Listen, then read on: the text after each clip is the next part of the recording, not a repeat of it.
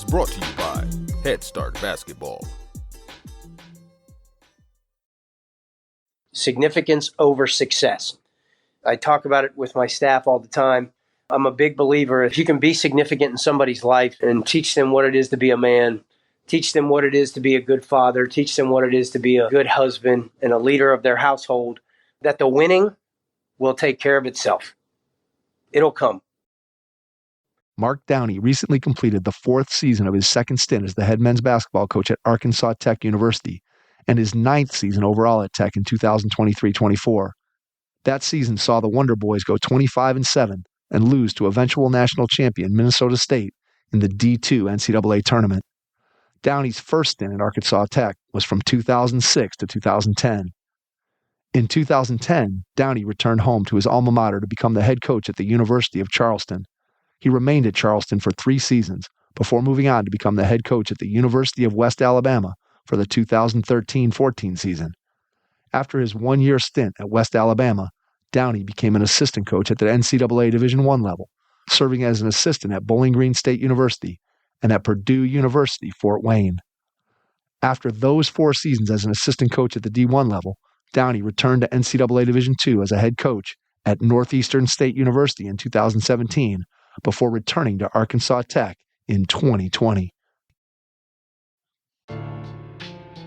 Our friends at Dr. Dish Basketball are bringing back their big buy one, get one offer to help fuel your team's off-season training efforts. From now until April 30th, buy 1 Dr. Dish All-Star Plus shooting machine, get 1 All-Star Plus for $1,000. Take advantage of this offer while supplies last. Learn more at drdishbasketball.com and follow their incredible content at Dr. Dish B-Ball on Twitter, Instagram, Facebook, and YouTube. Mention the Hoopheads podcast and save an extra $300 on the Dr. Dish Rebel, All-Star, and CT models. Those are some great deals, Hoopheads. Get your Dr. Dish shooting machine today. Hi, this is Ryan Mee, head men's basketball coach at Vassar College, and you're listening to the Hoopheads podcast. Prepare like the pros with the all-new Fast Draw and Fast Scout. Fast Draw has been the #1 play diagramming software for coaches for years. You'll quickly see why Fast Model Sports has the most compelling and intuitive basketball software out there. For a limited time, Fast Model is offering Hoopheads listeners 15% off Fast Draw and Fast Scout. Just use the code HHP15 at checkout to grab your discount, and you'll be on your way to more efficient game prep and improved communication with your team.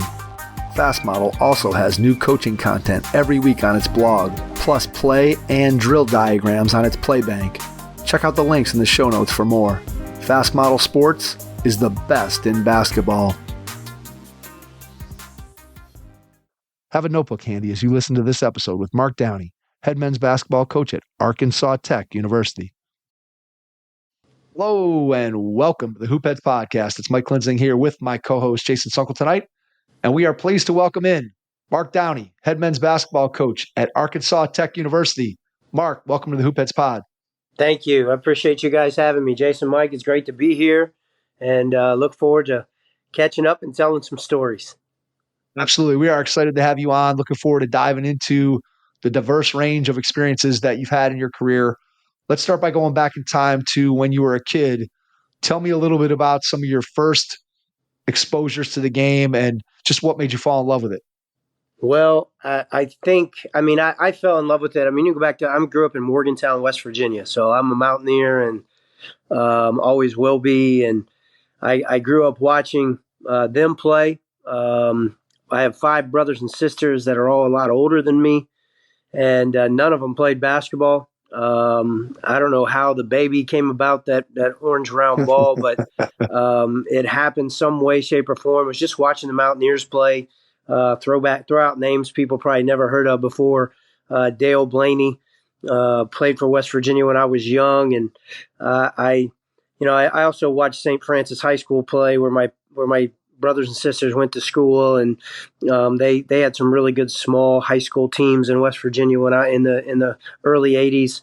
And just watching West Virginia, the Gail Catlett years way back when, going to the Coliseum. I remember when I was in junior high, I had a neighbor that worked in the pharmacy department at West Virginia University, and they allowed me to buy a faculty season ticket, and I bought one. Nice. Yeah, I bought one, and my parents let me do it. And back then, when you're, 12 or 13 years old, you can venture into a college basketball game with 14,000 people by yourself and sit in the arena, and your parents can pick you up afterwards. And wouldn't think of doing that today probably, but just fell in love of rolling out the carpet. They do that at West Virginia games to announce the starting lineups, and I was all about it. And singing Country Roads, and just fell in love with the game, and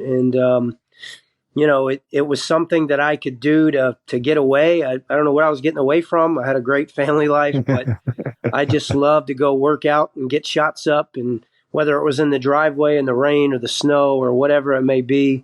And then that eventually went to the park, and then, getting in the gym with my high school coach, and just fell in love with it. And then, and back then, Stansbury Hall, where Jerry West played, they had taken that arena and put a bunch of PE classrooms in it, but they took the court and made it about 5 courts sideways, and that's where the Mountaineers used to go play pickup in the fall, in the spring, in the summer.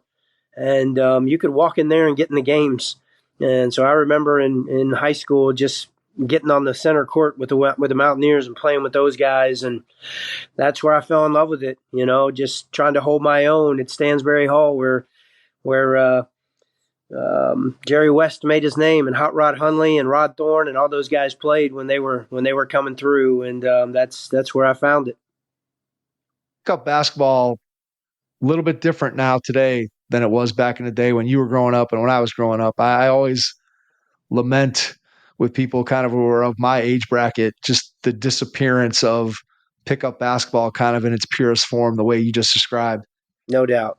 I mean, Marilla Park in Morgantown, 2 courts side by side, and there was a winner's court and a loser's court. And shoot, it took forever to get on the loser's court, and then you knew if you lost, you were going to have to sit down and wouldn't get back on for a while. So, I've heard Coach Huggins is a mentor of mine, and I've heard Coach talk about it over and over and over again. The difference nowadays between players, 30 years ago or 25 years ago, and players now, they never experienced the playground and trying to figure out how to stay on the court, and how to figure out how to win. Problem solving is something that we talk about with our team all the time. And I think when I was young and trying to get to the center court at Stansbury Hall and trying to stay on the court at Marilla Park, you learned how to fix it, how to find a way, that you do anything to win. And I don't think that's there much anymore. They don't. The kids growing up nowadays, they've got a trainer. They don't play as much pickup anymore. And when they do, there's 10 or 11 guys there. And if you lose, you get to play again. And then, AAU basketball is the same way. You play at 9 a.m. and you lose. You play at 2. If you lose, you play at 9. And then you get in some crazy bracket. And if you lose your first game in that bracket, you go in the consolation bracket or the purple bracket, or whatever it may be. Right. And it's like, man, winning doesn't mean as much as it used to. And that's something within our program that we talk about all the time, and just figuring out a way to win, figuring out just problem solve. And we try to put our guys in those situations all the time as well. And you ever hear me coach, you'll be hearing me yell, fix it. When we're scrambling, it's just fix it.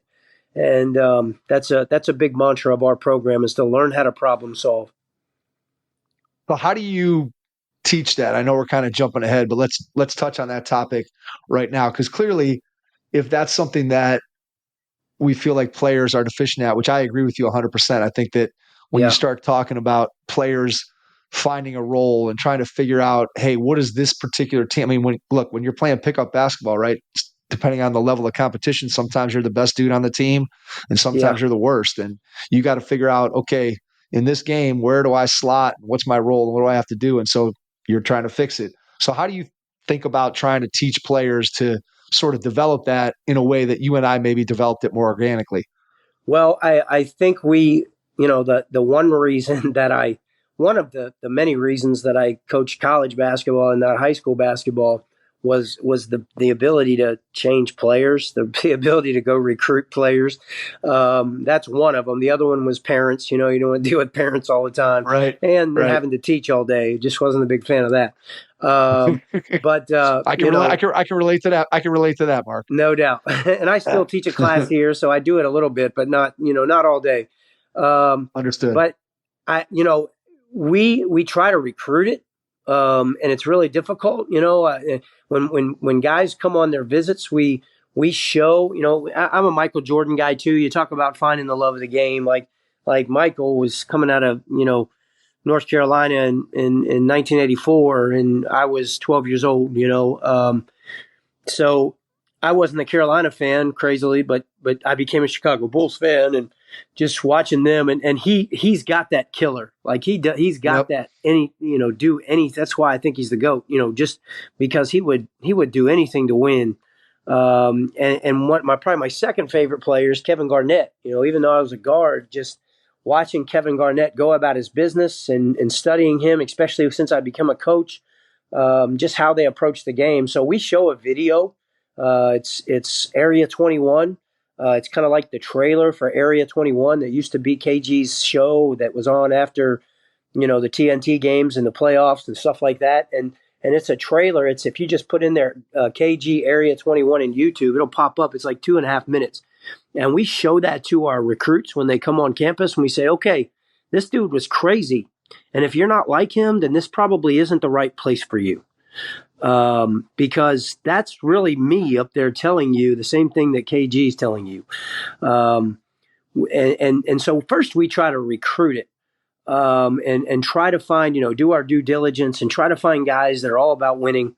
And, we'll cut your head off to try to win. We had our character coach come in, and faith is extremely important to me as well. Especially I went through a divorce almost 4 years ago, and I was born again in early 2021, and I've always been a believer and went to Catholic school, but just, faith in my Savior became hugely important to me going through that tough time.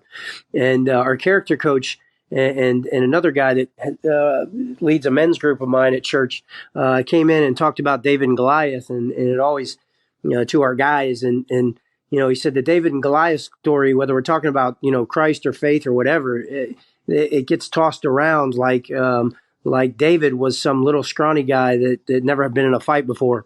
And that's not true. He was a warrior too. He was just not very big. He wasn't as big as Goliath. And when he went in front of the empire after he slayed the stone or threw the stone or whatever, he cut Goliath's head off and basically finished the job. He didn't just hit him with a stone and say, "Oh, I won." He cut his head off and carried his head in front of the empire and said, I'm victorious. And we really preach that as well. When guys are down, finish the job. Don't be relentless. Every single possession, every single cut, every single pass, every single defensive possession, every checkout. We just preach to be relentless and keep fighting, keep swinging. And, that I think that just comes with me being extremely demanding on our guys. It's another thing when we're sitting there watching KG, we're saying, hey, man, we're going to love you, but we're going to coach you. And Lenny Acuff at Lipscomb says it all the time, and I borrowed it from him. Hey, we're going to coach you extremely hard, but we're going to love you harder. And I'm an old school guy, so I'm a believer in we're going to hold you to the highest accountability. We're not going to let anything slip. And through that, we're going to teach you how to win. And it's just an everyday pursuit of winning. Every single drill even our warm-up drills have consequences. And we want our guys just going at it. I mean, we want them going at it every day in practice, and we're looking for those guys in the recruiting process. But I think we teach it a little bit too. I think, a month into our year, about late September, guys are really starting to buy into, hey, man, we're going to a fist fight, and that's what we're about. And, there's a tunnel where our visitors' locker room comes out onto our court, and we tell our guys in recruiting, we tell them in practice, hey, man, when that other team comes through that tunnel, we want them to be fearful. We want them to know that they're walking into an inferno. Like they're walking into, I wouldn't necessarily a beatdown, but they're walking into a fist fight. And they're going to have to play their best to beat us. And it's going to be physical. It's going to be a football game on the basketball court. And, if they walk out black and blue, if they walk out, just beat up, if they walk out bleeding, well, so be it. Because we're going to do what we've got to do to play a physical brand of basketball. And that's just kind of who I am, Matt Painter, Bobby Huggins. I love Calvin Sampson, although I don't know him as well as Matt and Hugs. But that's, I worked for Chris Jans 2 different times. I mean, he's the same way, smash mouth. We're going to guard you. We're going to make you earn everything that happens on the court tonight. That's just who I am. I've tried to change. I worked for John Kaufman at Fort Wayne for a couple of years, and he's more of an offensive guy. And we still do a lot of things that he did and that I learned from him. But when you go back to me being me, we're probably going to play some smash mouth basketball. We're going to defend you, and we're going to rebound the ball. And that's kind of who I am. So I think it's just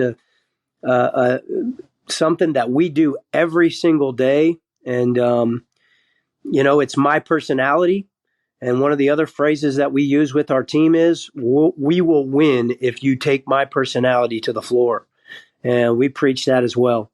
So we try to get guys that first of all, come into the program with somewhat of that personality, but guys that are capable of learning that and then taking it to the floor. And it's just an everyday pursuit of it. Practice setting, what does that look like in terms of trying to build in that competitiveness, that do anything to win? Is that tracking everything? Is that keeping track of winners and losers and drills? Just how do you make sure, other than obviously bringing your personality to the practice floor, how do you make sure that your guys are at that high level of competitiveness that obviously you want in order for them to compete and play that style of basketball? Yeah, first of all, it's energy. I've got to bring a crazy energy every day to it. If and I think that's part of leadership. I mean, one of my favorite books I've ever read, and again, one of the guy that runs my men's group at church is a former military guy and a football coach, and he had me read Extreme Ownership. Jocko Wilhelm and Laith Babin wrote Extreme Ownership. And it is just a mentality, like every day I've got to be ready to go. If I'm not ready to go and I'm not the example, then how are my guys going to do that? And we talk about holding. I know I'm being really cliche in some of the things that we say every day, but we talk about holding that rope, even day to day.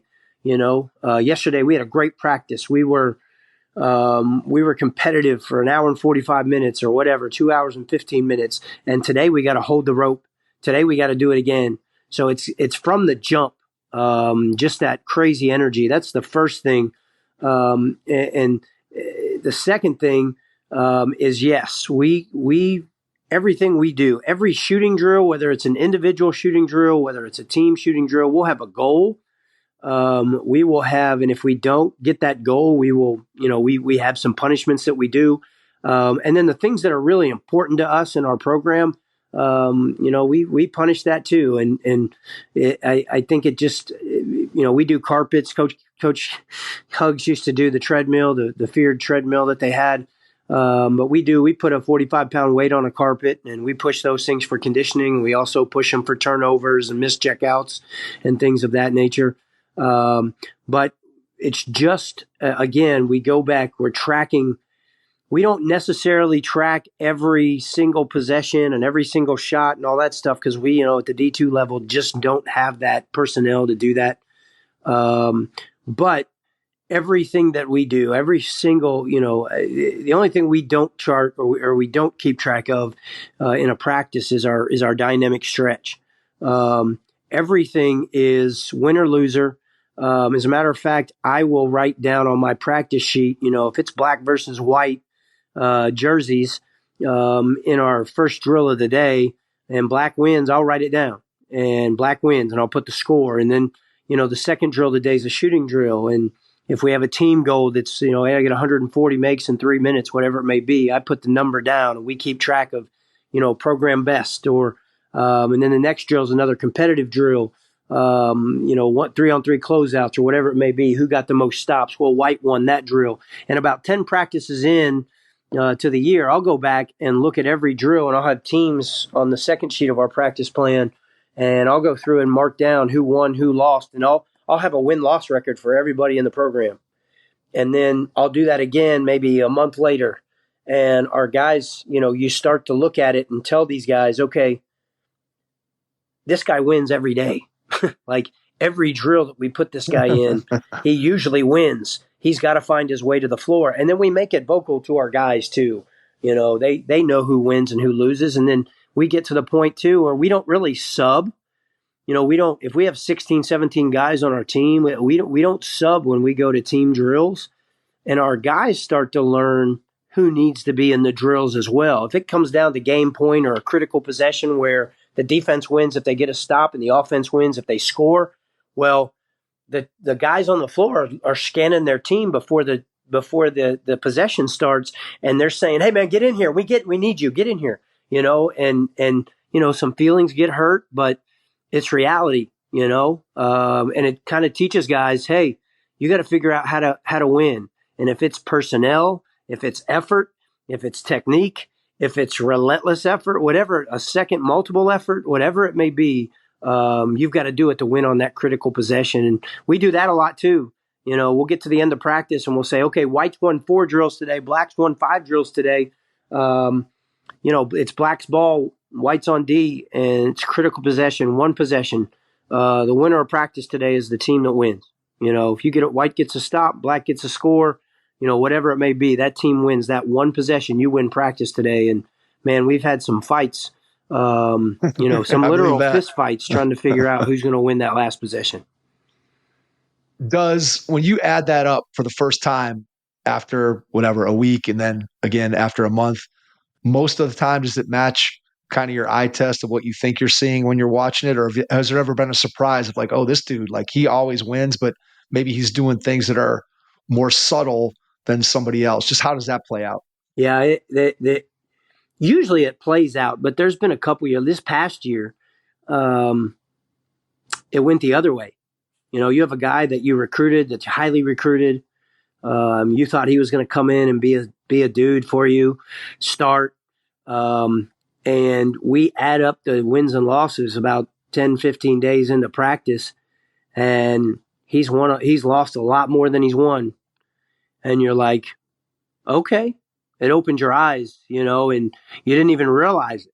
You realize that he's not winning probably as much as you thought, but you add it up and you're like, oh wow, this guy's not winning at all. We gotta rethink some things, and then you start to notice, and you start to really notice, more than you did before. That winners win. Winners win. Like, and that guy didn't end up. What's crazy is that guy didn't make it. He was gone at Christmas. Like, and I didn't get rid of him. He kind of found his way out of the program, because winners win.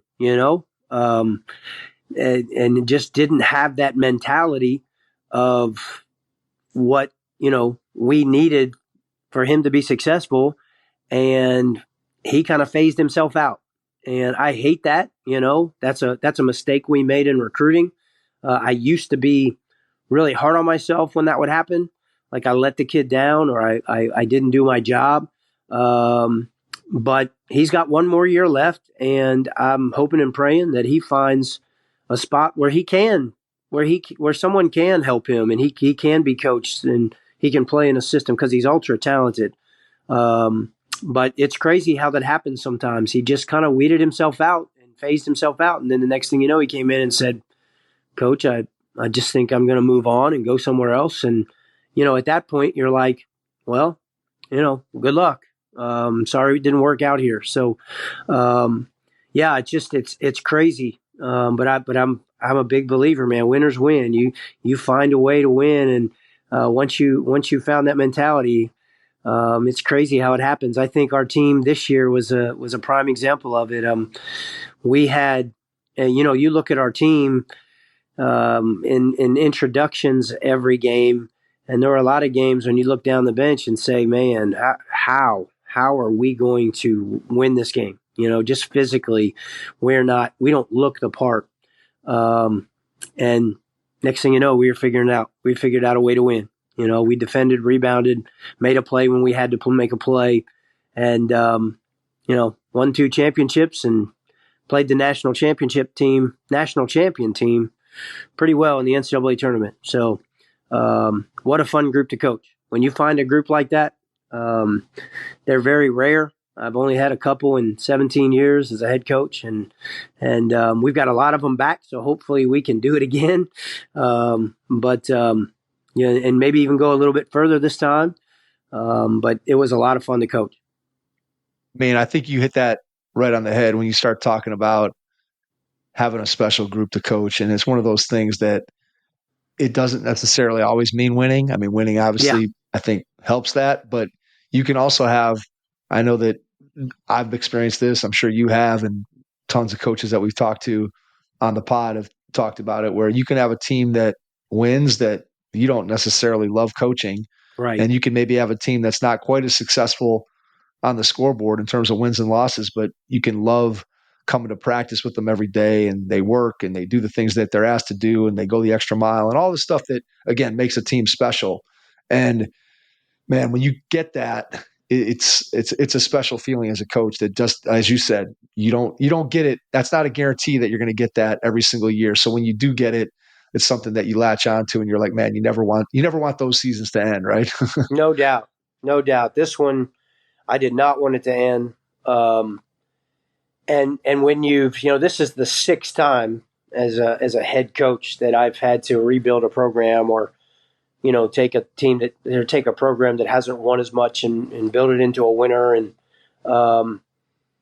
you're right, and I think you experience it a lot more when you have been a rebuilder, because you have some guys in that first year, that you come into a program and these guys give you everything they've got. You inherit them, probably half of them or more, and they're giving you everything they can, and they're buying into what you want them to do, but you just can't find that success. You can't find that win column as much as you'd like to. And, that's really, I try, and we have a team like we do this year, to really thank and talk about the guys that came before them, talk about that to our team. And then, when we're in front of the media and talking to the community members and all that stuff, we really try to thank those guys that came before and didn't quite have the success. And, we'll do that too, at the conference tournament when we're winning games and there's 3 or 4, former players in the stands just coming to watch us play, or former assistants coming to watch us play.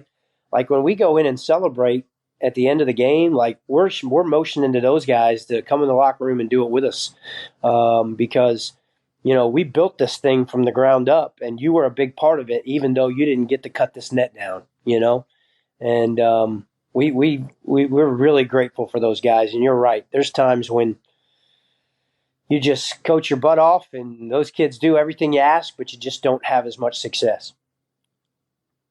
It is fun when you start thinking about including the guys who have helped you to build your program, and how important it is to connect with those alums. And I think the best programs do that really well, and keep guys engaged in whatever way, shape, or form. There's lots of ways that you can do it, but I think that the best programs, especially when you start talking about somebody who's been at a place for multiple years, and then you have lots of guys that have graduated that are part of your program, and it just becomes a family. I mean, it really does. And I think that's one of the special things about whether it's high school athletics, where, again, maybe you don't have the kids for the full 4 years. If you're a high school varsity coach, maybe you only see them for 2, and, a couple kids you might see for 3 or 4 years. But certainly at the college level, when you have guys coming through that are with you for 4 years, you really get to know them. You get to love them, as you said. And man, when they come back and are a part of it, it really becomes a special thing that allows you, I think, to really build a program. I always say that, look, you can kind of catch lightning in a bottle and have a good group that comes through and whatever, and have a year or 2 run because you've got some good players, but sustainability is is a lot tougher. And part of that just comes with, again, building that alumni base and getting people to buy into your program and all the things that go along with that. So there's a lot that goes into being a successful college coach, as you well know. Let's go back in time to your decision to go into coaching. Where were you at when you knew, hey, coaching is where I want to be? Was that something that you were thinking about while you were still playing? Was that something that didn't hit you until, man, now I'm looking at, I got to have a career and hoops isn't going to be a part of it, man, I got to coach? Or just what was your thought process? Well, my 5 brothers and sisters all did different things, and they are all uber successful. And my parents, the example that, my parents gave me through my 5 older brothers and sisters, it's quite amazing. And when I was coming through, my middle sister was a physical therapist. My oldest sister was a nurse.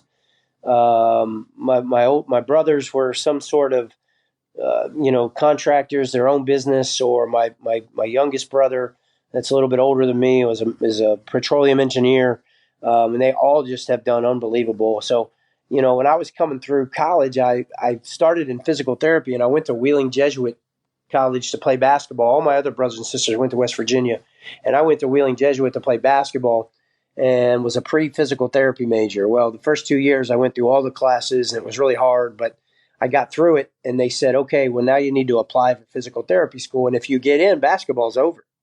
And I went, what? Are you kidding me? Time to change majors. No doubt. And I said, okay, well, what can I change majors and then get into the PT program after? And they really didn't have anything.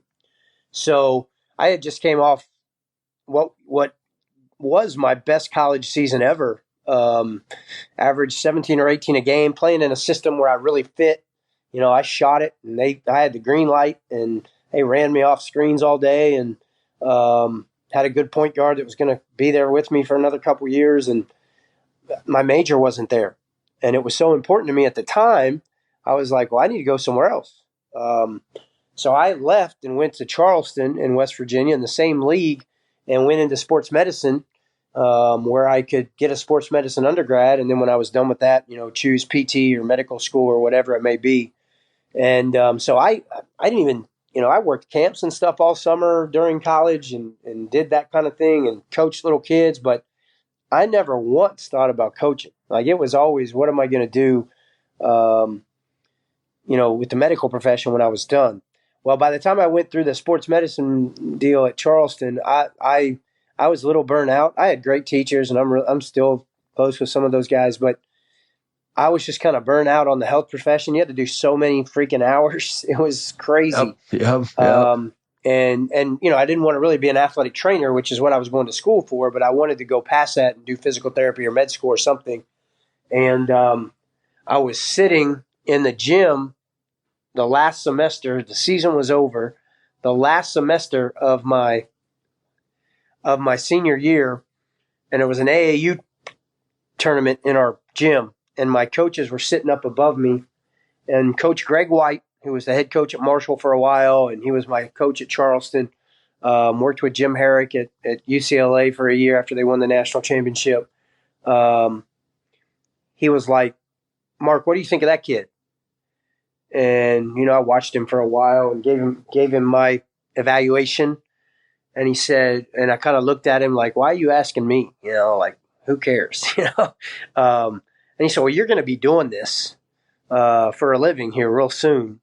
And I just, I wanted to make you realize it. And I was like, no way, no way. So then I went home that night and I started thinking about it. And I'm like, I was devastated after my last college basketball game because I knew the next day I didn't have to get up and work out. I didn't have to get up and go lift. I didn't have to get up and get 500 shots up. Like, that's what killed me. I told you I fell in love with being alone with the basketball when I was really young. Well, when I had to give it up, when I left college, that was the hardest part for me. It wasn't about putting the jersey on again. It was none of that. And I started thinking about it, and I'm like, man, like, I'm really missing the workout side of it. Maybe I need to go do this the way, instill the love like everybody did for me, because everybody that I was close to was either someone that taught me how to play or a teammate or, basketball was everything to me. And I didn't quite realize it till I was done playing. And within a week, my college basketball coach, email was just coming in. That's showing my age, but email was, it's 1995. Email was just starting. And within a week, I had mail merged a letter to every Division II, every Division I coach in the country, and sent out a letter to every program in the country. And that's what I was going to do. I called my parents and I said, I'm not going to med school. I'm not going to be a physical therapist. I'm going to chase this college basketball dream. And again, I didn't want to be a high school coach. But from that day that my college basketball coach asked me to evaluate a high school kid, an AAU kid in our college gym, it bit me, and it's all I've wanted to do ever since. Hey, coaches, we know you're invested in the next generation of athletes. So why not give them the star treatment this season with Game Changer? Introducing Game Changer, a free app that provides you with data to make strategic coaching decisions and to deliver memorable moments to your team and its fans. Engage your players, empower your coaching decisions, and give parents the thrill of watching every play unfold in real time this season. Download Game Changer now on iOS or Android. Game Changer equips your team with the tools they need to succeed. Download it today and make this season one for the books. Game Changer. Stream, score, connect. Learn more at gc.com/hoopheads. That's gc.com/hoopheads. It's kind of funny when you really think about it. And I was kind of the same way as you, in all honesty, that when I was playing, I was strictly kind of focused on being a player. And Yeah. I never really thought about coaching. Like, I'm always kind of amazed when I talk to guys and they're like, yeah, from the time I was in fourth grade, I knew I was going to coach. And so even when I was playing, I was kind of looking at things from a coaching perspective and trying to analyze this and that. And I can honestly say that while I was playing, trying to figure out what the coaches were doing, other than how it affected me and my team's ability to win from a player perspective, I didn't really think about at all what those coaches were doing or how they were doing it or why they were doing it. And then to your point, like, I remember I got done and graduated and I went out that summer and I interviewed for jobs and I got offered a job and they're like, well, you could start in 2 weeks. And it was like the middle of July and both my parents had been teachers. And so I really had never seen anybody work in July. And I'm like, Yeah. Wait, you want me to put on a suit and go to work in July? It's like 90 degrees, man. I don't want to do that. And so then I decided, hey, I'm going to go back to school and get into coaching. And it was a good decision to do all that. But yeah, it's interesting just how people's paths are so different. So as you send out all those letters, and I remember well, the year I got out, 1992, I actually tried to get into college coaching. And that was the year that they everybody went from 2 GAs to 1. And so everybody had them staggered. So basically there was 0 GA positions available the year I graduated. And it'd be interesting to go back and kind of replay my life if I had been born like a year later or a year earlier. Maybe my life path would have been completely different. But just when you think about sending out all those letters, how many did you get responses from? And then just what was that initial job search process like for you until you get your first job? Well, I got a bunch back, which was at that time refreshing, not positive, but I'm getting, a letter that's supposedly signed, probably stamped by Mike Krzyzewski and Dean Smith. And, at least they got those letters in and have a form letter that says, no, thanks, we're going a different direction. But I got a lot of them back. But I got 2 back that were interested in talking to me. One was Ferris State. They had a graduate assistant spot at Ferris State, Michigan. And the other one was Barton College in Wilson, North Carolina. Atlantic Christian College, which had become Barton College, and a guy by the name of Dave Davis. The best thing that could have ever happened to me as a first-year coach was going to work for Dave Davis. The first thing he ever said to me on the first day of work, I walked into the office. He said, all right, we've got to talk before, I was already hired. He already hired me. But I drove down from Morgantown, West Virginia to Wilson, North Carolina. Had no idea what I was going to do. I think I made $3,000 maybe. I had a meal ticket to go to the CAF. I lived in the infirmary on the edge of campus in a back room that was basically a dorm room. And I had another job. I taught adult education, basically tutored adult education at the local junior college.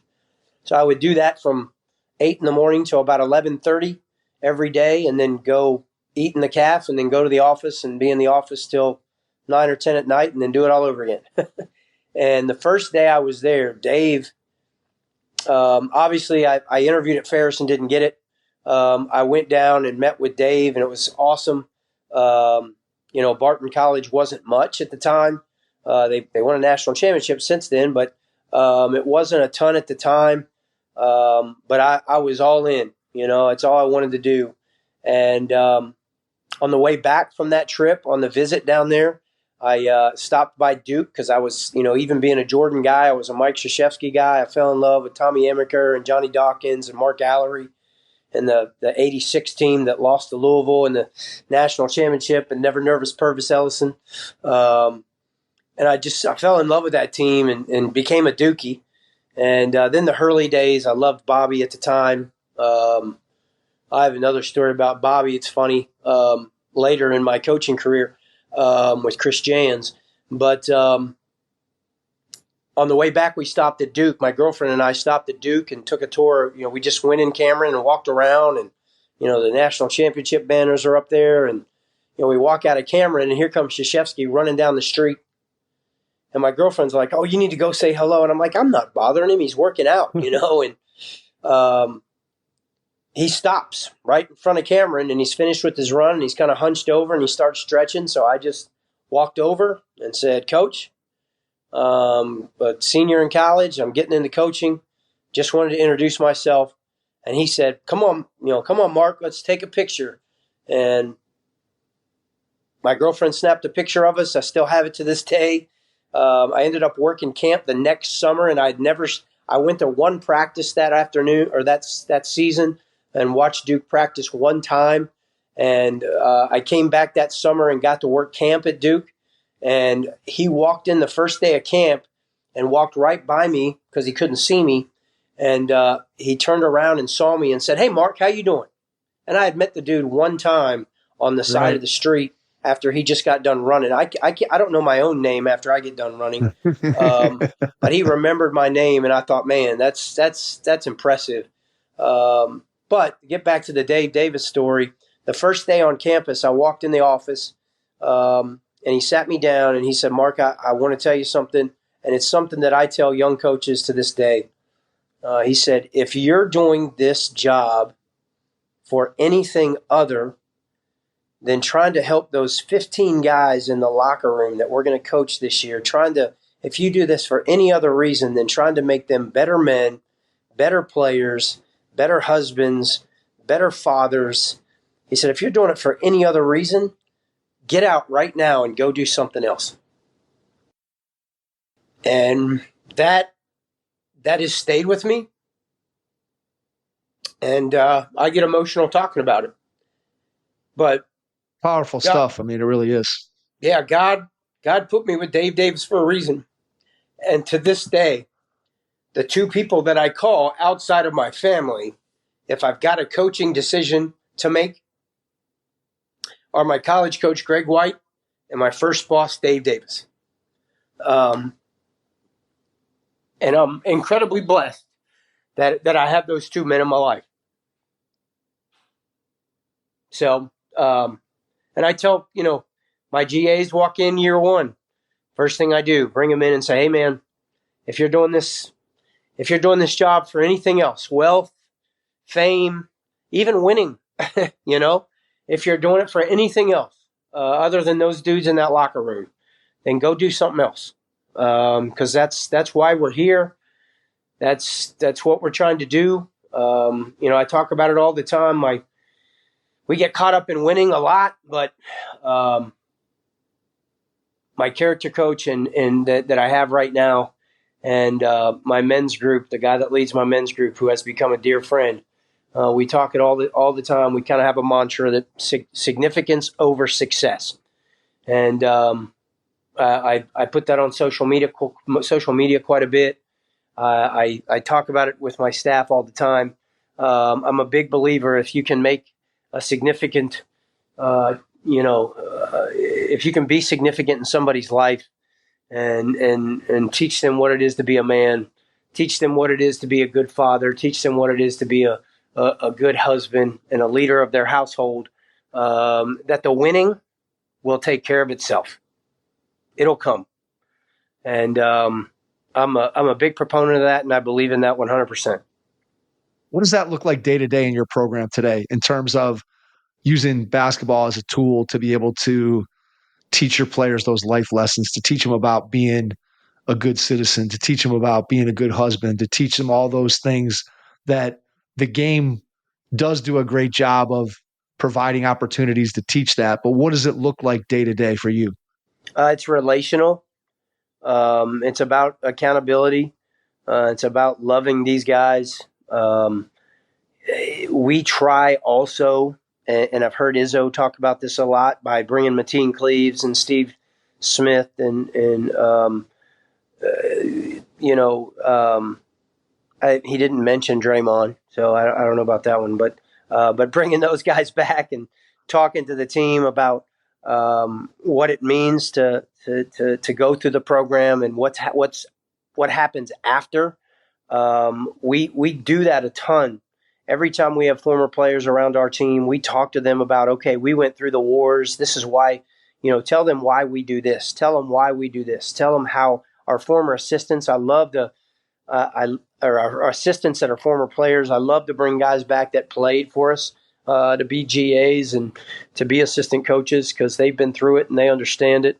But we try to put them in position where we give examples, and try to explain the why.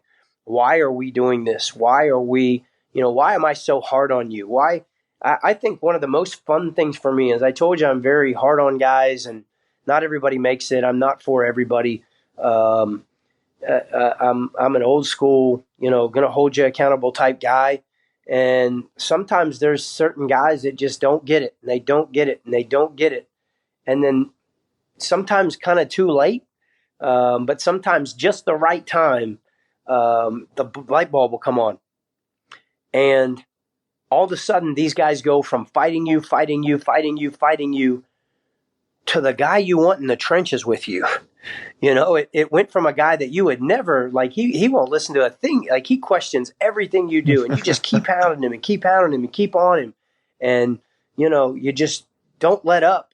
And then the next thing you know, he's the guy in the huddle that's got your back. He's the guy in the huddle that's bringing guys with him. He's the guy that, that calls you on the phone every year for the next 10 years and tells you how much he loves you and how much he appreciates you. And there's nothing better than that. Michael Bester is probably my biggest example of that. He played for me at West Alabama I was only there for 1 year, but that dude, he fought me about as hard as anybody's ever fought me. And to this day, he's a high school basketball coach in Mississippi, and he just tells me how grateful he was for how hard I was on him. And I had him call a player this year and talk to a player and mentor a player that I had this year that fought us quite a bit. And it ended up helping us a ton with him and getting him over the hump. So, I think it's just an accountability thing, loving on these guys, being very relational. We try. I'm not as great at it, but I know guys that do a lot of it. We try to meet with somebody before and after practice every day, just an individual meeting, just to let them know that we hear them, that any concerns they may have or anything they like that's going on or anything they might have going on, and and it's not just an academic meeting with an assistant coach or something like that. It's a meeting with me, and just letting these guys know that we care about them more than just being the starting power forward on our team. And I think that's what we try to do. That's how we try to. It's got to be something that we live every day. I hate the word culture. I think it's a buzzword that people use all the time. I don't know. It's one of those pet peeves of mine. I know it's a lot of people will use that word, but I'm just not like a culture guy. And I think it's because of my career. A lot of people that have used culture and preach culture and preach culture and preach culture, their guys don't like them very much, and that it's just an experience thing with me. It's something I went through, being around people that preach culture all the time. But that's what it is. It's just a thing that we talk about every day. It's part of our standards and how we do things. And I think that's how we eventually get these guys to learn what it takes to do things the right way and have good character and go about life that way. And we do it. We talk about it off the floor, on the floor. We want to do things the right way, and this is going to carry over into your life when you're done playing basketball. And I think that goes back to, you mentioned it earlier when you start talking about recruiting, and we were talking about it in the context of recruiting that desire to figure out how to win, right? Right. But I think it's also, right, as a college coach, and this goes to what you said about wanting to coach at the college level versus the high school level and having an opportunity to choose which guys become a part of your program. So tell me a little bit about your recruiting philosophy in terms of how do you identify guys that you're really going to go after? What are some of the things that you're looking for when you go out and you see them? What do you look for when you're watching them play AAU versus high school? So just kind of take me through your recruiting process and kind of what your thoughts are as you go through that whole thing. Well, I think one of the best, and I was blessed and grateful to work for Chris Jans at a young age. I was 25 years old and had been at Barton College, and then I went to Marshall. My coach, Greg White, got the job at Marshall and went to Marshall. It's funny because I tell people back then, it was 3 assistants, actually 2 assistants, a restricted earnings guy, and then me. And I was in graduate school, so I guess you could call me a graduate assistant, but I was also the administrative assistant, the video guy, the director of ops, so it was me. And when I left there, I got to go work for Chris Jans at Independence Community College, and he was coming off winning the national championship at Kirkwood Community College in Iowa. And I learned the most about recruiting from Chris Jans. He talks about, and I've been around a lot of good recruiters, but he's the best at finding the guys that fit him. And we would, and then when I got with him again at Bowling Green when I was later in my career, and I'd already been a head coach for probably 10 years, longer, 10 or 12 years, and I worked for him at Bowling Green. It was even better at that point because he had been at Wichita State, and he had been at a lot of different Illinois State and had been recruiting at a higher level. So we talked about, we want to recruit our guys, we want to recruit people we know, we want to recruit as far as coaches, who coached them, and we want to recruit winners. We want to go into programs that have won and coaches that have taught them how to win and brought a level of toughness to the floor every day. And that's something that I still try to do to this day. Somebody brought an NAIA kid across my plate yesterday and across my desk yesterday. And, he looks like a really good player. He averaged 18 a game. He was the leading scorer on his team, but his team won 5 games. So I'm not saying we wouldn't take a player like that, but you start investigating them a lot harder because they're coming from a program that didn't win last year. And there may be some other reasons why they didn't win. But will that kid come in and fit into we've got a lot back. Will he come in and fit into a winning culture that we've already established and be able to give up a little bit of self to figure out how to win? Because there's something to be said about that too. That's figuring how to win too. When you might have to take a lesser role to figure out how to win, and that takes a lot of maturity as well. So you know, I go back and forth a lot. I think it becomes an individual. Each individual is different because, I've had a lot of success in the past with taking guys that are on their second or third chance because, and I used to, my when people would ask me about that, taking a guy that's a little bit in the gray area or has had a little bit of a past, I'll say, well, it'd be easy for me to coach, 15 guys from the prep school down the road and they all got 4.0s. That it'd be really easy to do that. But, we want to make a difference in some lives where, we can change a life. So I've had a lot of success with those guys, and you got to be, and some of them have bit me too. I've had some guys get in some real trouble after we've taken a chance on them. But we try to do our due diligence and try to find winners in that regard too. Sometimes a kid may have a bad home life or may had a bad upbringing, but man, he's figured it out because he's had to survive, and he's figured out how to win because he's had to survive. And those guys can be really good too. So, I think it's an individual. You have to look at it, each situation individually. But, the first thing that we try to figure out, and Jans was pretty big on this too, is you've got to figure out their character.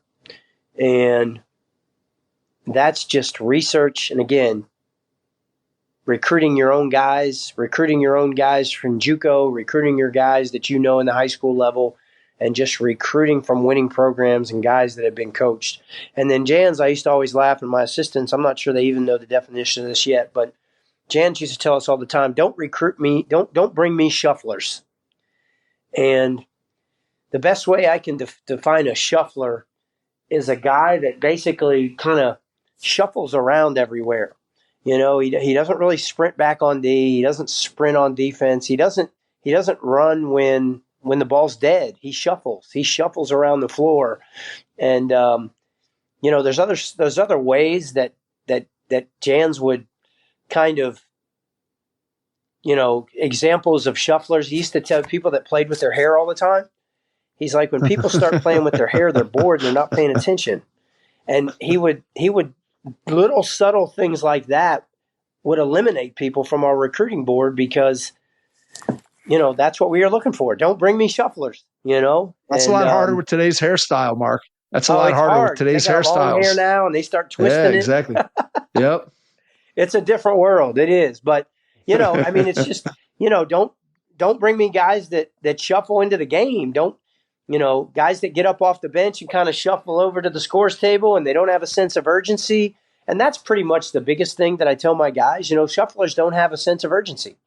They just don't have they might be ultra talented. They might be really good when the game's on the line. But if they're shufflers and they don't do it all the time, they don't have that sense of urgency all the time, then I don't want anything to do with them. And, he used to say that about small guards too. Don't bring me small guards unless they're just special in multiple ways. He goes, I don't want a small guard that's just good defensively. I don't want small guards that just shoot it. If you're going to bring me a guard that's under 6 foot tall, he better be special in just about every phase of the game. He better be able to guard. He better be able to pass. He better be able to knock down open shots. He better be able to finish over bigger guys. He needs to be tough. So we got to the point where we didn't recruit guys under 6 foot. So, it's fun. That's funny that you say that because I know that's a conversation that I've had with parents, with friends, with my son's going to go and play Division III basketball next year. He was a senior this year. Yeah. And he's 6'6". And I've been telling him for 3 or 4 years, I'm like, dude, you get so many more chances because you're 6'6". Like you're just, no doubt, you're going to get more people that are going to look at you. You're going to get more people that are going to say, well, if this kid can do X or if we can get him to do Y, like the opportunity is there versus you go to an AAU tournament and the number of 6 foot and under guards at any AAU tournament. I mean, I'm sure you can attest to this. There's a million of them. And to your point, like some of them are, they're fine players and they have 1 or 2 of those characteristics like you just described. But man, it feels like your 6 foot guards that are just kind of, they're good, but there's nothing that stands out. Like those guys, it feels like they're a dime a dozen. And again, I'm not recruiting them all the time and whatever, and not seeing them on the same level that you are. But I Right. definitely can relate to your philosophy when I go and watch a tournament. I'm like, okay, here's in this game alone, there's 7 guards that are 6 foot and under. How do I look at any of these guys and think that one of them is, how do I project what they could potentially be at the next level? And I'm obviously not really trying to do that, but in my Right. head, oftentimes I'm like, man, all these kids are chasing a dream. And man, if you're a 6 foot guard, it's, it's tough. It's hard. It's tough to be able to get there. It's really hard. It really is. And you better be a tough SOB. Absolutely. All right. Tell me about the 2 stints at Arkansas Tech and how that comes to pass, leaving the first time. And then obviously the experience was one that you felt like was worth coming back to. So just tell me about how that particular scenario played itself out.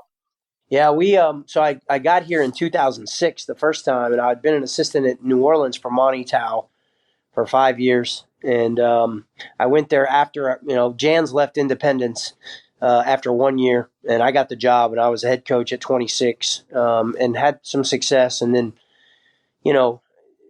as most JUCO guys do, they leave and go Division I assistant. So I went to New Orleans for 5 years and kind of worked up to the top assistant, but then Katrina hit. And we were supposed to be really, really good. Our 4th year there, we were played in the conference championship, had the freshman the freshman of the year, lost to a really good Louisiana Lafayette team that they were really good. But we had the most coming back, including the freshman of the year and a bunch of other guys. Katrina hit, and we ended up, our freshman of the year broke his wrist 3 games in at Mississippi State. And we ended up being like 17-15 and didn't have a great year. And man, I was just looking for something and had to get out of there. I mean, it was just rough, and Monty ended up leaving too, going to NC State as an assistant that year. So I would have been out of work anyways. But one of our managers there at New Orleans had taken a GA spot at Arkansas Tech. And he was only there a year and then went to Kilgore Community College as an assistant, but that job opened. And he had told me when he was a GA there, he had lived with me for a year. I was, single guy, and our manager lived with me. And he was like, when he got to Tech, he was calling me all the time going, man, if you ever want to be a D2 coach, this place is a diamond in the rough. It's a diamond in the rough. Like we got good facilities. It's in a nice town. And so after Katrina, the job opened up, and he called me from Kilgore and said, the job's open. You want me to help you? And I said, yeah, I do. I'd love to. So he got me in the door, and I came up and established a really good friendship with the AD, and he's retired now. Just had coffee with him the other day, but he hired me, took a chance on this young guy from New Orleans, and we struggled year 1. We won 18 year 2. They had never been to the NCAA tournament, never won the conference championship. Year 3, we won the tournament championship, won a game in the NCAA tournament, all firsts. And then year 4, we started the year 25-0. Got to number 1 in the country, stayed there for like 8 weeks, and finished 30-2 that year and hosted the NCAA tournament and got upset by Mike Helfer from Valdosta in the second round. It's crazy how D2 is. They were like 4th in the country and we were 1st, and we were playing in the round of 32. It's like that's D2. But they knocked us off. We had beat them by 10 or 15 the week before in the conference tournament, and then they come back and beat us in the NCAA tournament. So Charleston, my Greg White had gone back to Charleston after Marshall for a few years, and he retired, and the president was still the same guy that was there when I was playing, and Greg White was calling me and telling me come home, and my dad had just passed away that summer back in West Virginia, so my mom was alone. Kind of alone. My brother, there were a couple of brothers there, but I just felt like I needed to go home and help the family and be close to home. And I had just gotten married and had a stepson, and my wife and I decided we're going to go to West Virginia, and went to Charleston and turned it around there and got it rolling, and then kind of jumped around the country. I had a new AD at Charleston. The guy that hired me died. He got cancer and died suddenly, and just a different philosophy. So got a job at West Alabama for a good friend of mine, Stan Williamson, was the AD, and we did well there. Went to the NCAA tournament for the first time in 32 years in my 1 year there. And then Jans got Bowling Green. So he got Bowling Green and called me, and I went up there and We were there for 1 year and had a great year. Rashawn Holmes got drafted. He plays for the Mavericks now and won 21 or 22 games. And then, kind of had a thing happen in a bar, and Jans kind of got in trouble, and we got fired. And I had just interviewed at Little Rock at the same time Chris Beard did, and Chris obviously got it and was the right choice, obviously. But I had interviewed for the job on campus, and I came home from there on a Monday and on a Tuesday actually, and we got fired on Thursday morning.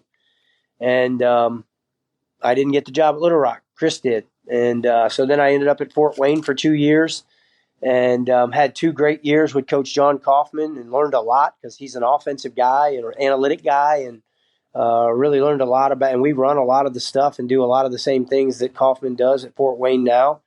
And then just wanted to be a head coach again. And Northeastern State came open in Oklahoma, in Tahlequah, Oklahoma. And Larry Gibson was there. He's one of the only 2 coaches in the country to win a JUCO national title and a NCAA national title, him and Nolan Richardson.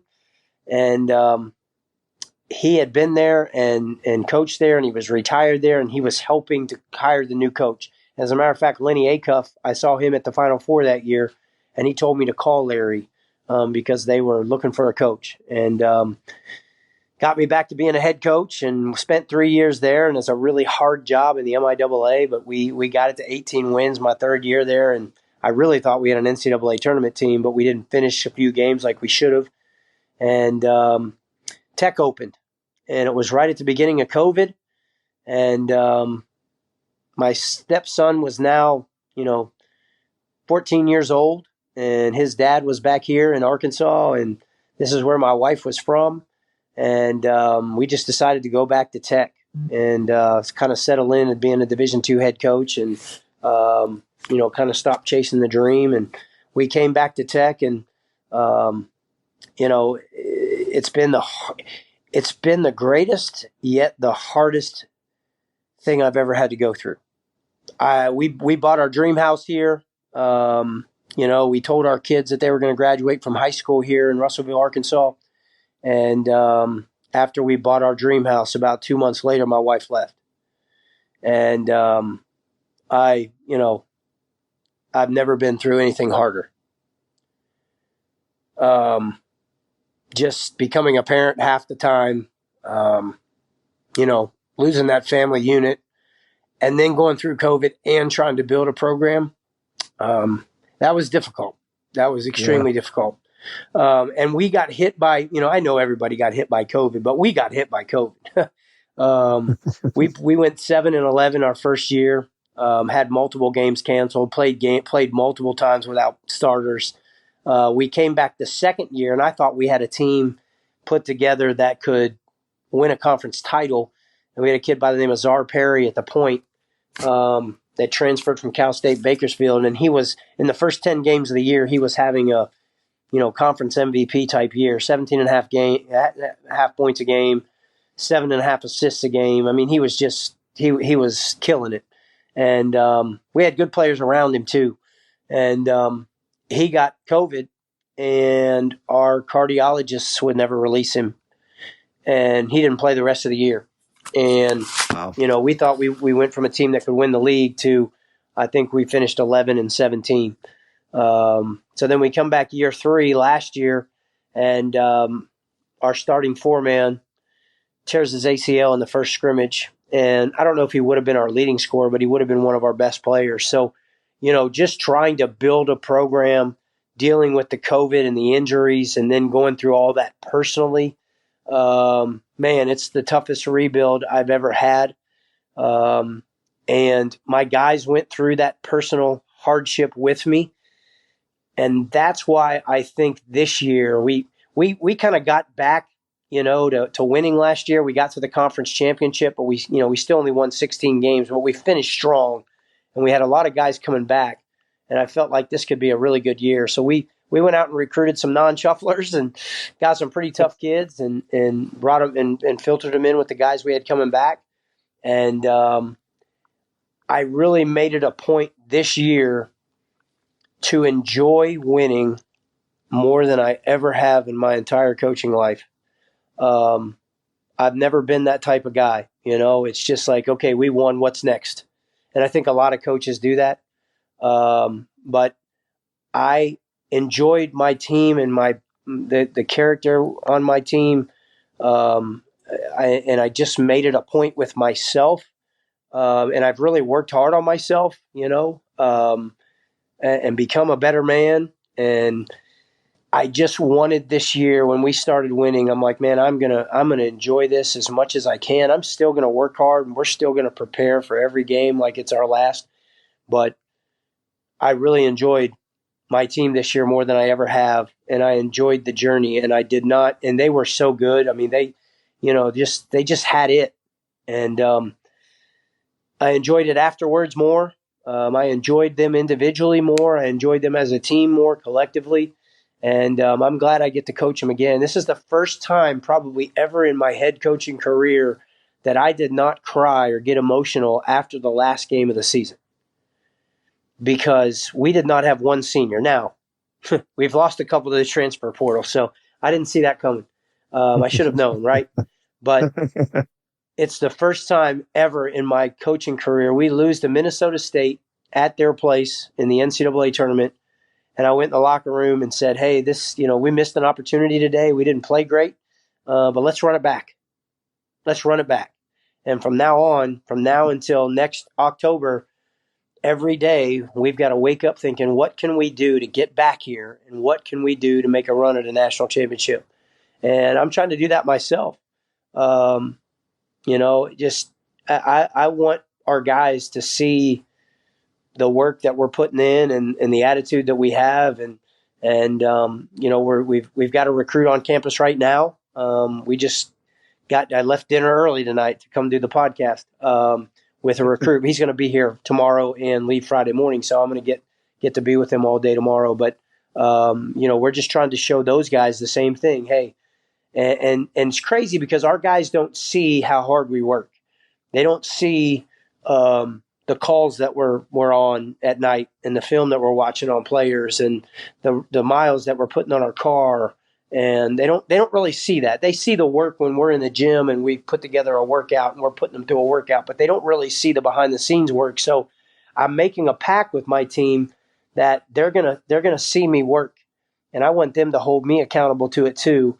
I'm going to get in the best shape I've ever been in my life. And I'm not in bad shape now, but I'm not in great shape. Like I'm from now until October, whatever day it is, 5th or 4th, that we start practice next year, I'm going to be disciplined. I'm going to eat right. I'm going to stick to the, this diet that I've put together. I'm going to work out. I'm going to work out 7 days a week. I want them to see me working, and it's going to benefit me too. I'm 51 years old now, so I want to be, I've got to worry about my health, especially in the season. But I want them to see me in the weight room. I want them to see me, riding my bike to work. I want them to see me out jogging or playing pickup at noon. I played noon ball today with the football coaches. I want them to see that and know that I'm holding myself accountable physically and being accountable for the same focus that they are every day. And that's just something that I remember Keith Dambrot did it when we were at Bowling Green. He was at Akron, and I remember he did it one year. And I just thought about it one night, and I'm like, you know what? I want our guys to see how hard we're working. We talk about it with our guys all the time, but they never really see it. And I want to go above and beyond. I want them to not only know that we're working hard to bring in the best players that we can bring in, and that we're working hard to, study our films from last year and do all those things that make us better in the summer. But I want them to see me physically working at it too. Hey, coaches. Today, let's talk about Integrity Insight, a mini course crafted for coaches focused on team conduct and values from our friends at Teams of Men. Why Integrity Insight? This course is a journey into your team's climate and culture. You'll reflect on past incidents, assess your team's communication, and plan for a future where integrity is at the core of decision-making, on and off the court. Integrity Insight comes with practical guides and digital tools for effective planning and collaboration. The goal? To empower you to lead a team where ethical conduct and character growth are paramount. This course is about transforming your team culture, embedding values and ethics in every aspect. Ready to dive deeper into team integrity? Email us at teamsofmen@gmail.com with the subject Integrity Deep Dive to get started. What's the hardest part of that just when you think about what you need to do from a health perspective or nutrition or diet, however you want to approach that? What's the hardest part of you if you think about, I want to get in the best shape of my life? What's the hardest part of doing that for you? Man, the kitchen table. I love pizza. I love pizza. I like to drink soda. I don't drink enough water. I'm trying to drink a gallon a day now. And then, just the time with the workouts. There's days and I get up and take my kid to school and I've got stuff to do. And instead of, I'm basically working out 5 times a week, twice a day, because I want to get some kind of cardio or some kind of, walk in or run in or, something. And then I want to lift 5 days a week. So, I take my boy to school, and instead of jumping in the shower and going to work, I'll get 4 or 5 miles in, or I'll ride my bike 15 miles or 20 miles or whatever. And that time, it just, I'm lucky we're coaches, so we're around the weight room. So I can run in the weight room for 10 minutes while I'm sitting at my desk or I'm on a phone call. I can run in the weight room and do a circuit in 10 minutes and then go back to work. And then an hour and 10 minutes later, I can go in there and do a second circuit. And then, right before practice or right before our workouts in the afternoon, I can walk in there and do my last circuit, so that's the easy part of it. But man, eating is just, that's it for me. It's all about diet. And it takes time to make healthy food too. It does. Yeah. It's funny to hear you say that, because I think one of the things that's interesting, and I don't know if you felt this way, but when I was playing and even when I was younger, I felt like I just kind of ate to eat. Yeah. And it was more of like a task. And then the older I've gotten, I think the more that I enjoy food, which again, obviously then leads to you potentially eating more or whatever the case might be. But it's interesting how your perspective shifts and just what you do and how you do it. And I think coaching is all consuming. And I haven't coached, I guess, a quote real season for a while now.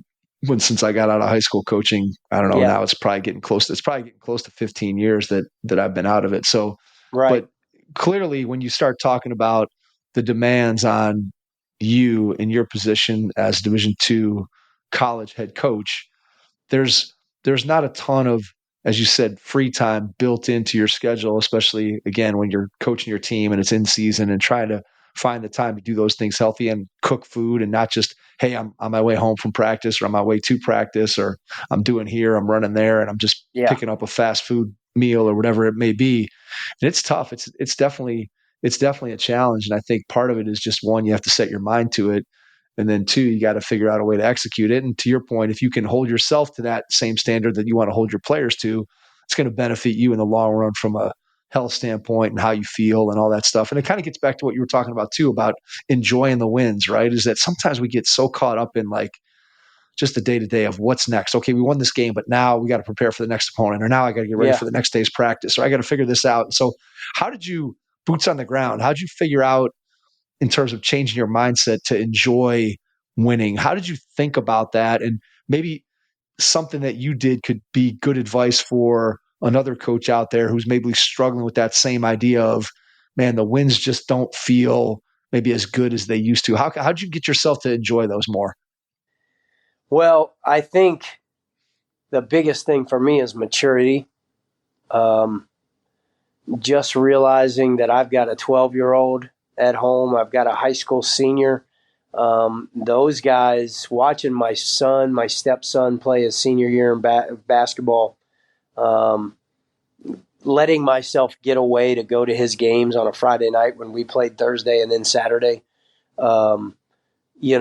I was helping coach my 12-year-old's team too. So, and they played on Saturdays. So there were times when I would, we'd have a road game 3 hours away, and we'd do shoot around, and then I'd run to my kids' game and coach it, and then get in the car and drive 3 hours and get to the arena an hour and a half before the game.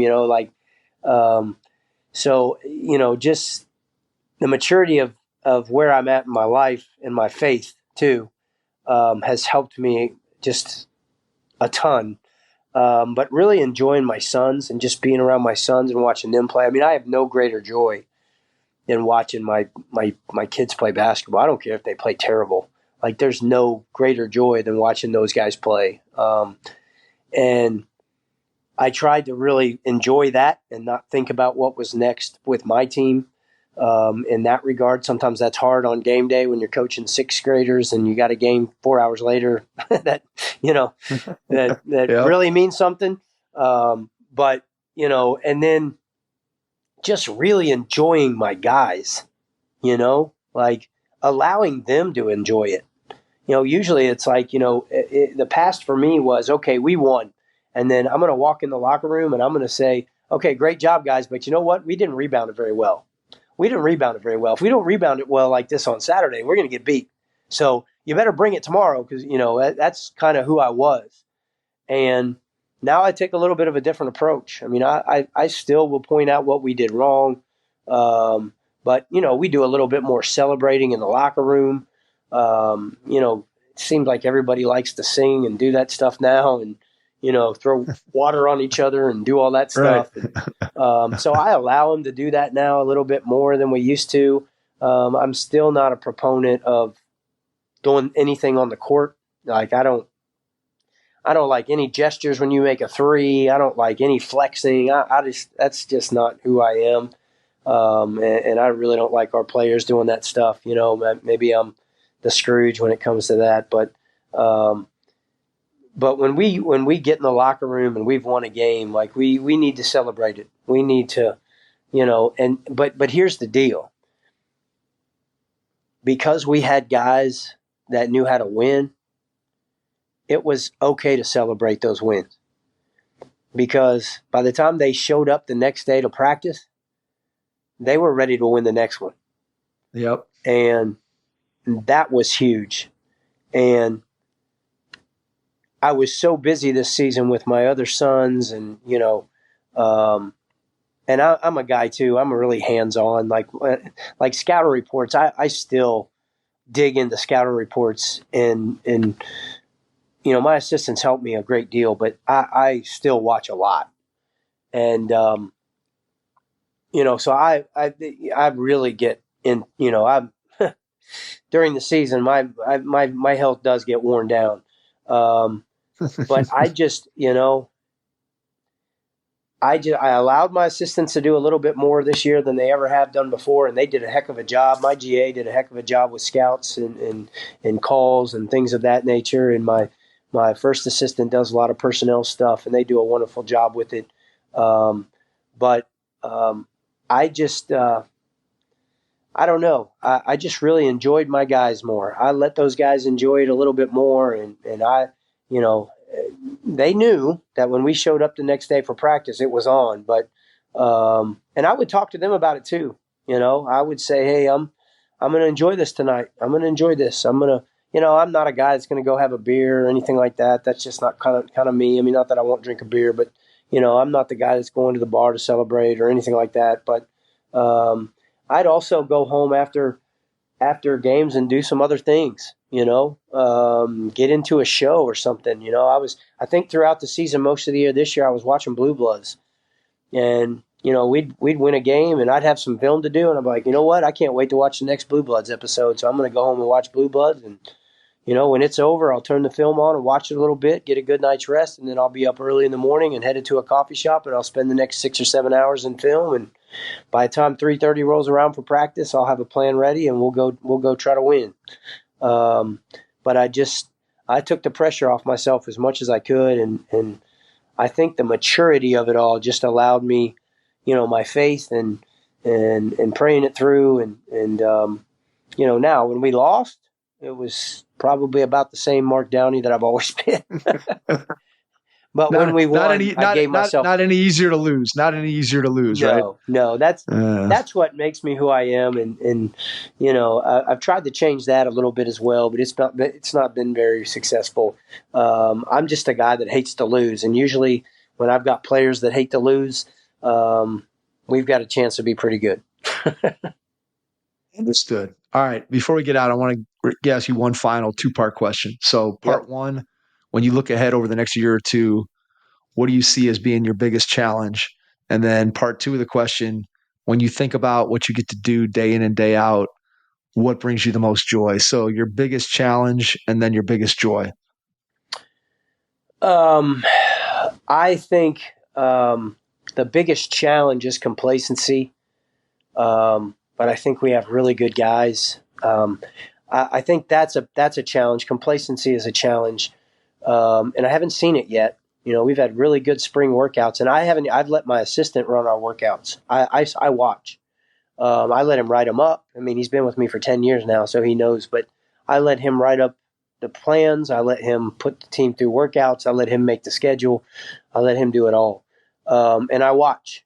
And I think that I haven't seen it. I haven't seen that complacency. So I've been really happy about that because, after we lost to Minnesota State and then they watched Minnesota State go win a national championship, I think it kind of gave them a confidence like, okay, we are right there. We got some work to do, but we were right there and we got a lot of guys back.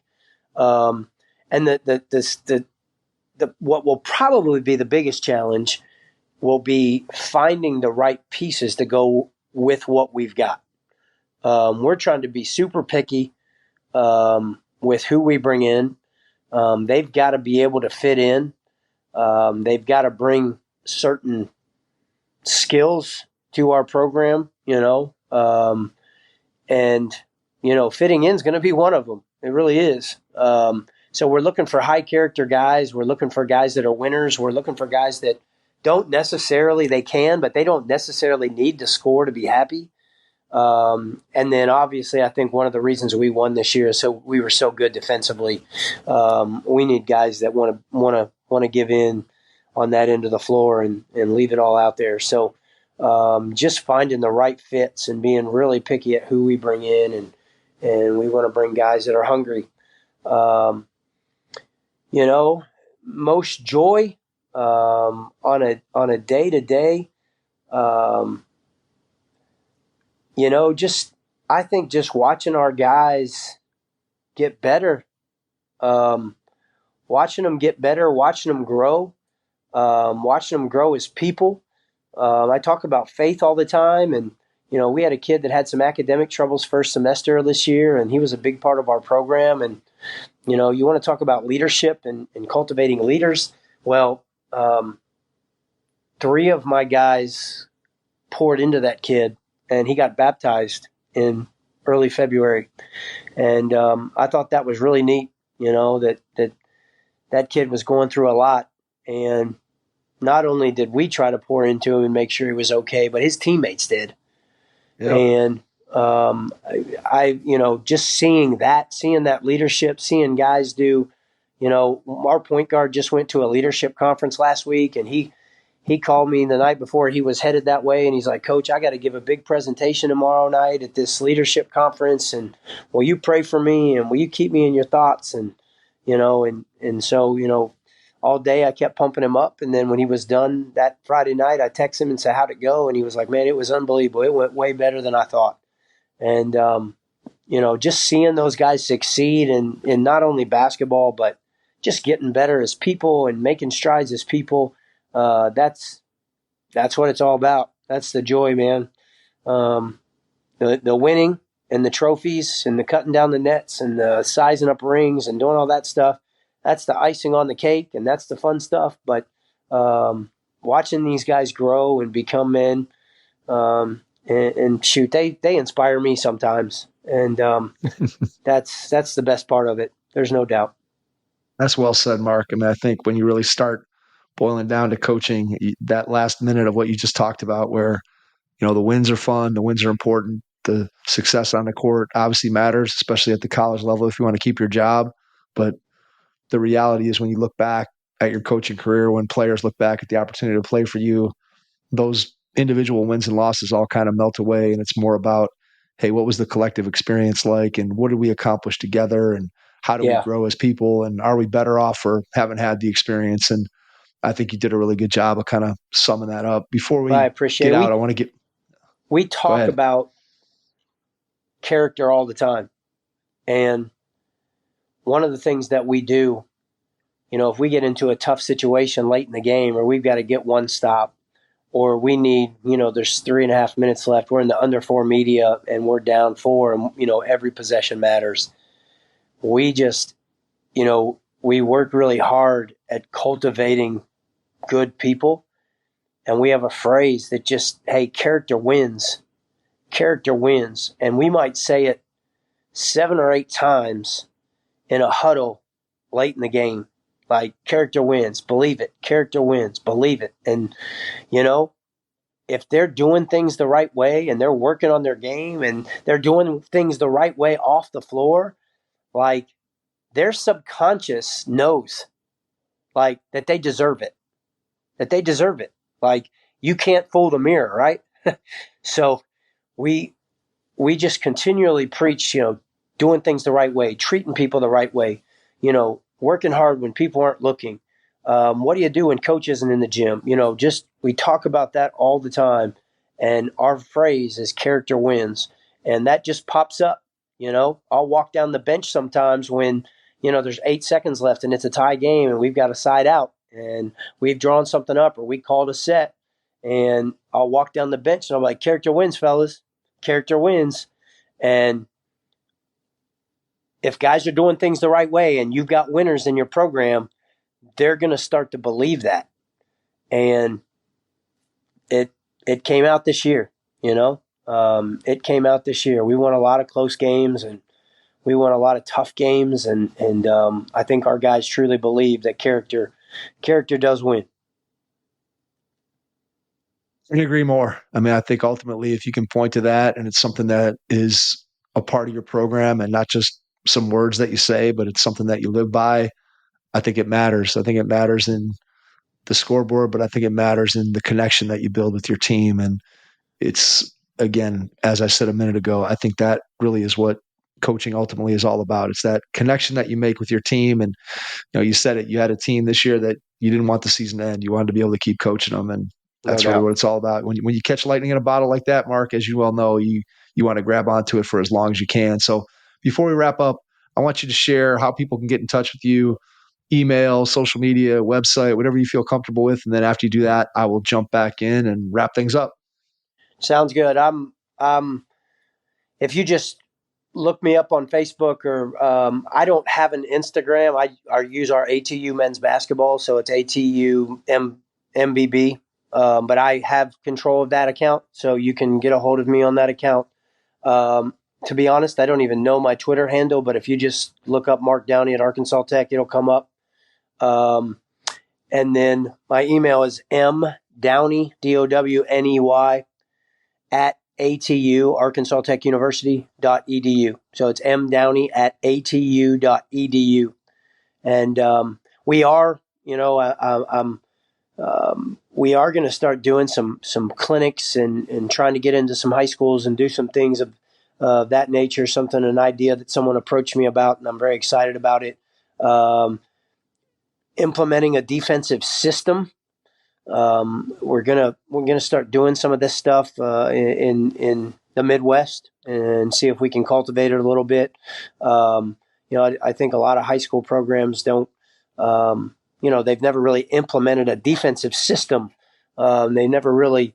And we want to come into a program and work with their 7th graders all the way to their high school seniors and basically put on a clinic for their coaches and start with guarding the ball get to 2-on-2 and jumping to the ball and sprinting to help and how you rotate and how you guard ball screens and how you guard handoffs and everything. And trying to get in and do clinics like that for coaches, but use their players and implement drills to help their players learn this system hopefully it takes off. It's something that has become kind of dear to me, and I want to get it off the ground. And you don't see many people coming in and doing clinics on defense, and I think it's something that we can run with and help out coaches and learn the game. So wanted to just give a little plug for that. I don't know when that's going to happen. Absolutely. Hopefully by the end of the summer and this fall we'll be doing some of those.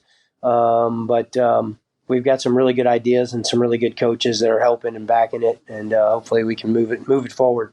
But awesome. So reach out to me. I'd love to talk about that. I'd love to talk about the defensive side of the ball. I'm not a real big analytic guy. There's a couple things that John Kaufman did at Fort Wayne that we use within our offense, but defense is where we make our money. And we were pretty good defensively this year. So defense and rebounding wins. That's kind of how we go about things. That's good stuff. So coaches out there, if you're listening, reach out to Mark, find out more about what he's going to do with the clinic side of it. And again, Mark, cannot thank you enough for taking the time out of your schedule to jump on with us tonight. Really means a lot to me. And to all everyone in our audience, thank you for listening tonight. And we will catch you on our next episode. Thanks. Your first impression is everything when applying for a new coaching job. A professional coaching portfolio is the tool that highlights your coaching achievements and philosophies, and most of all, helps separate you and your abilities from the other applicants. The Coaching Portfolio Guide is an instructional, membership-based website that helps you develop a personalized portfolio. Each section of the Portfolio Guide provides detailed instructions on how to organize your portfolio in a professional manner. The guide also provides sample documents for each section of your portfolio that you can copy, modify, and add to your personal portfolio. As a Hoopheads Pod listener, you can get your Coaching Portfolio Guide for just $25. Visit coachingportfolioguide.com/hoopheads to learn more. Thanks for listening to the Hoopheads podcast, presented by Head Start Basketball.